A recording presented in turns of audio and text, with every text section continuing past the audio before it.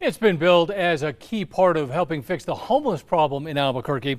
But ever since the Gateway Center was announced, neighbors say they're finding tent cities, people sleeping in the street, and even human waste near their homes.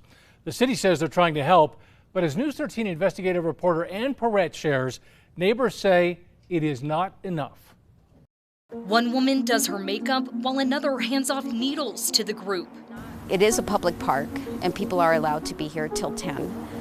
But unfortunately, the people who are here till 10 are not the ones that need to be utilizing it, as the children and the elderly and having picnics or birthday parties. They can't do that for fear of their safety. Sandra Perea says it's no longer unusual to watch people groom themselves at this or any other park in Albuquerque's International District. We've had an uptick of encampments, homeless people just wandering the streets. Perea, who's lived in the area for nearly 30 years, ties the uptick to the city's 2021 announcement of the Gateway Center, an overnight shelter that moved in a few streets over. As vice president of the District 6 Coalition, she's working to raise the voices of her district's neighborhood groups, including Siesta Hills Neighborhood Association's president, Rachel Baca. A lot of people think that because we live in what was referred to as the war zone years ago, that we might be used to seeing this type of urban decay, but we are not. The incoming center sparked conversations between the neighbors and the city's director of family and community services, Carol Pierce, leading to a good neighbor agreement. I think it says a promise. Here's what you can expect from us. Here's what we can expect from you. Initially, the neighbors felt the agreement would ensure they'd be heard and could bring more police attention to their area. But Rachel Baca says conversations broke down around the same time the neighbors tried but failed to legally end the project. And months later, she says the city handed them this final version. With their requests missing, 3 neighborhood association presidents, including Baca, refused to sign. We wanted to land it so we could keep moving on. And so we're continuing to meet monthly and doing above and beyond that agreement. Pierce says the city's honoring the agreement for every neighborhood association, and the document can change as monthly discussions continue. But the neighbors wanted a legally binding agreement To take care of the neighbors in the future. Specific to encampments, the neighbors asked for daily patrols within 2 miles of the center. But the city's final agreement whittled that down to a quarter mile. A quarter mile barely scratches the surface of where we are concerned that the impact might lie. We drove that quarter mile area, and it is clear of encampments.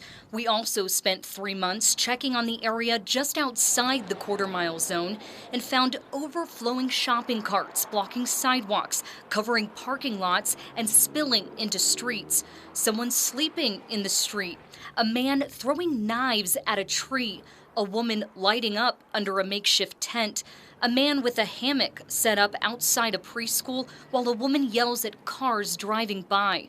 And we noticed a takeover of abandoned or closed businesses. Only once did we see an officer in the area. And this is all within eyeshot of 3 schools. Pierce tells me these areas outside the quarter mile zone are covered by citywide patrols, and she disagrees that the Gateway Center brought that activity. I don't see it that way.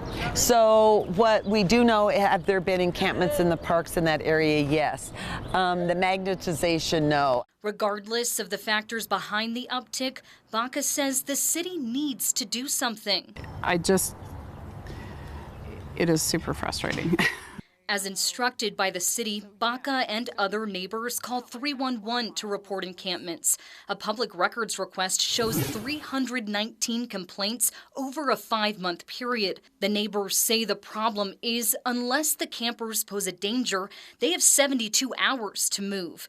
And days later, they're back. It feels like sweeping water, basically, every time that they do it. Baca and Perea don't believe anything will change, but think if they could give the mayor a boots-on-the-ground tour, it might help. He has simply refused.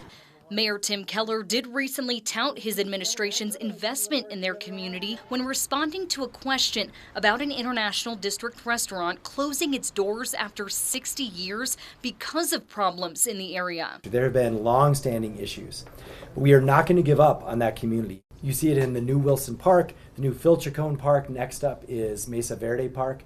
So we are literally reversing decades of underinvestment in that community. Perea and Baca believe the mayor would see a different reality if he accepted their invitation. It feels like we're being abandoned. It feels dismissive, and it feels like a lost cause. Only we don't feel that way about our homes and our communities. Ann Perrette, KRQE investigates.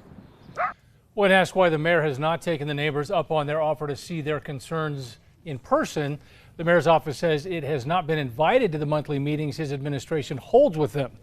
The office adds it is working to put, quote, feasible solutions into place for the community and has been providing department heads to answer their questions at meetings.